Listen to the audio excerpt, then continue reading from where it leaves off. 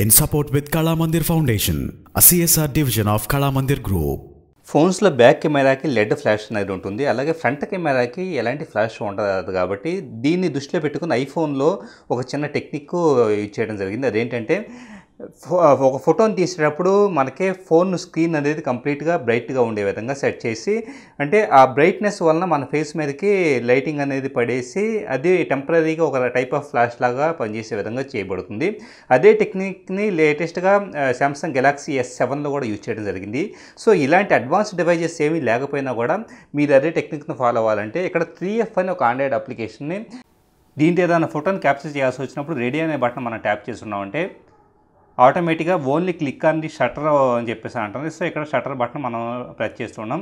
Press చేసిన తర్వాత ఇప్పుడు ఫైనల్గా ఇక్కడ రెడ్ కలర్ బటన్ మీద ప్రెస్ చేయమంటుంది. ఆటోమేటిక్గా ఫోటో అనేది క్యాప్చర్ అయిపోయింది.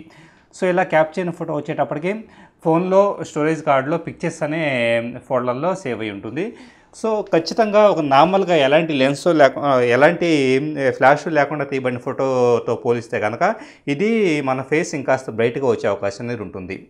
In support with Kalamandir Foundation, a CSR division of Kalamandir Group.